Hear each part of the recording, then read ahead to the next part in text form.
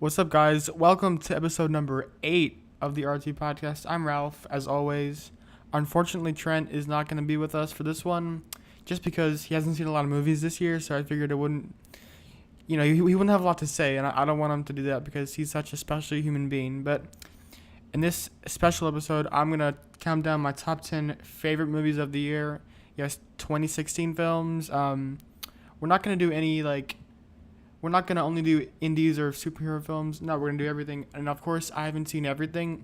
There's a couple of screeners that I missed. So I haven't seen Silence. I haven't seen what's it called? The fucking it's not I've seen Moonlight. I haven't seen Live by Night. Yeah, Ben Affleck. I haven't seen Ben Affleck's Live by Night yet, but I've seen a lot, and I think I'm qualified to give my top 10. So I'm going to start with number 10. I got Hunt for the Wilder People. This is a film from Taika Waititi, who directed What We Do in the Shadows, and he's directing Thor Ragnarok. And I like what he's done with, I like what he did with the Shadows movie, but I really appreciated this film because it takes place in New Zealand, which is where I was born and I grew up. So I appreciated the characters and the surroundings. I appreciated how the characters interacted with one another, how they sounded, how they talked.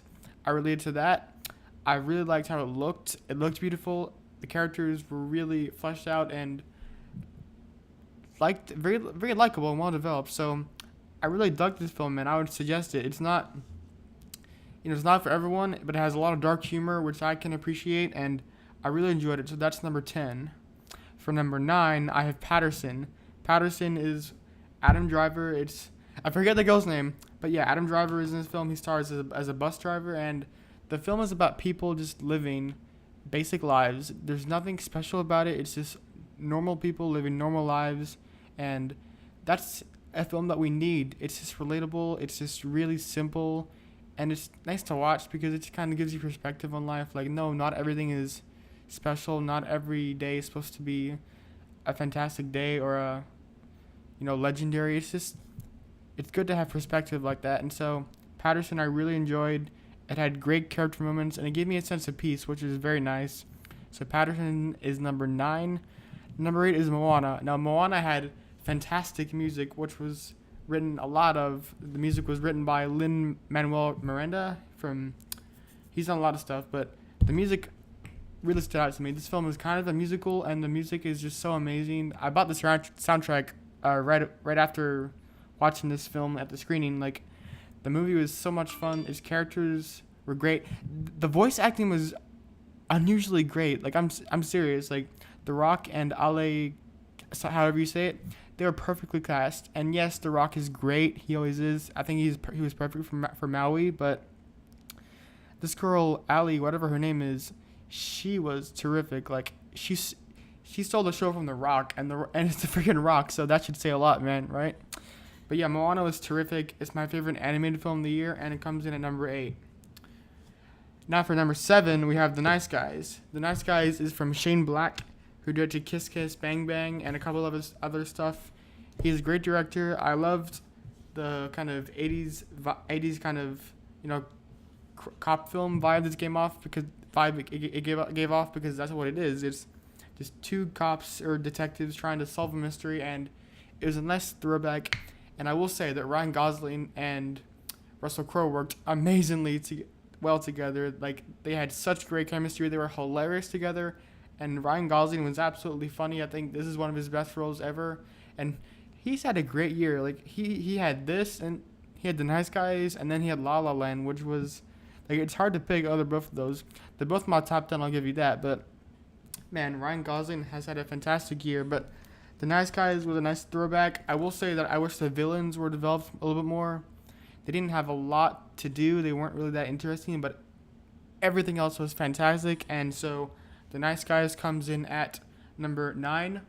Just going to take a sip of my water quickly. But yeah, The Nice Guys, that comes in at number 7. Number 6 is Deadpool. Deadpool, I was looking forward to Deadpool so much. The trailers were great. I love the character. He's hilarious. It's nice to see a different R-rated character, and this film did not disappoint. It is the best comedy of the year. It is the most entertaining film of the year. Like, you can watch this film any day, anytime, and you will enjoy it. It is a film that everyone needs to see. Of course, if you're, if you're of age, but well, see, if you're 15 to see it anyways, it's worth it. Who cares? But this film was hilarious. Wade Wilson and Vanessa's love story was executed so well, and when I heard that this film was a love story, I didn't believe anyone because it's a superhero film. Like, superhero films always have the love interest, but like it never revolves the plot never revolves around them. But this film was a love story.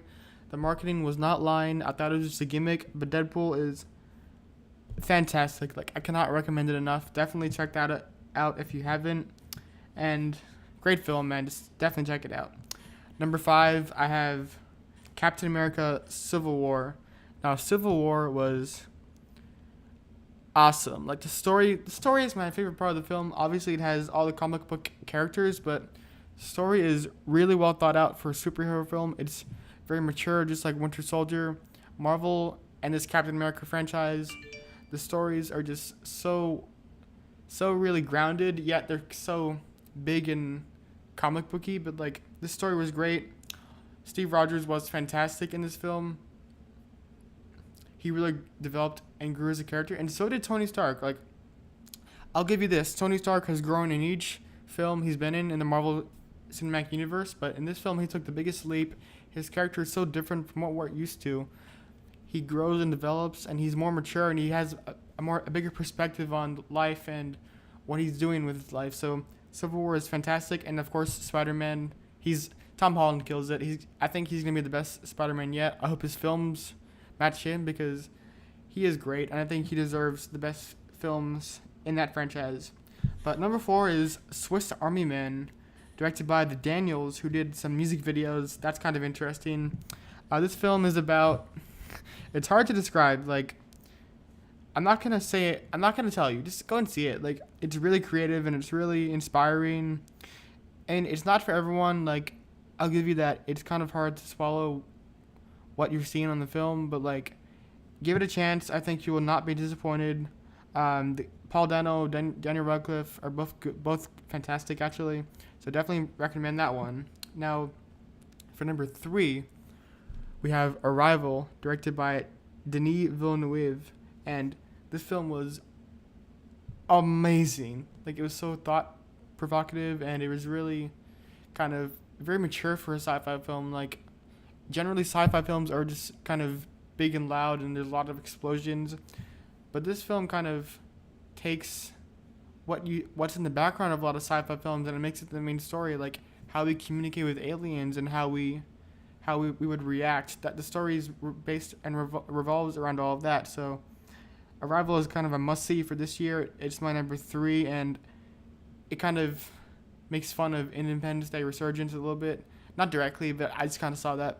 It kind of, it takes what didn't work in that, and it kind of builds upon it. But yeah, Arrival is number 3, and number 2 is Sing Street. Sing Street, it was hard to put it at number 2 because for a long time this was my favorite movie. Now, of course, you can probably guess my number 1, but Sing Street I loved so much. I related to the main character so much. He was great. I forget the kid's name who played him, but yeah, the music is what really stood out to me. Like, I love the music in this film so much.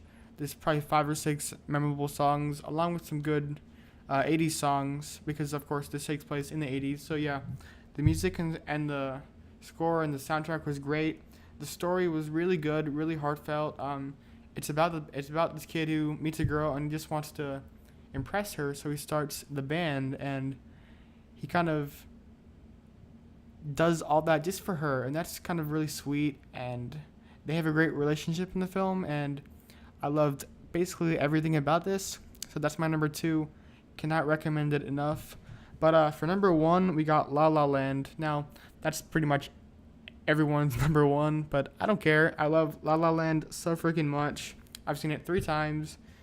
It is almost a masterpiece. I think there's a couple things that could be improved, but man, the music, the cinematography, freaking Emma Stone and Ryan Gosling, like, they had amazing chemistry in this film. I think Emma Stone deserves to be I think she deserves to win Best Actress because she was amazing in this film. She was had such a great performance, and it was so heartbreaking. The ending. I'm not gonna tell you what happened, but definitely see it. Like the ending makes the movie. Of course, the whole movie before that is great, amazing, but the ending is one of the best endings I've ever seen. So man, I loved La La Land. It's my number one of the year, and of course, there was a lot of great films that didn't make my cut, and that's kind of gives you a good perspective on the whole year because a lot of people are saying that this was a down year for film, and it was for blockbusters, but like everything else besides the blockbusters went, and there was some good blockbusters. I'm not saying there wasn't. Like Civil War, Deadpool, Arrival. There's some good blockbusters, but the indies shined as they always have. The indies always deliver. They did not let us down this year. So yeah, this is my top 10 list. Definitely comment down below what you thought. I mean, I just want to hear what you guys have to say because everyone's lists I've been hearing are so different, and obviously there's some films that I left off my top 10 list, like Moonlight or Hell or High Water or Nocturnal Animals, Hacksaw Ridge, etc. So you definitely comment your list down below and let me know what you think. But yeah, this was my top 10 films of the year.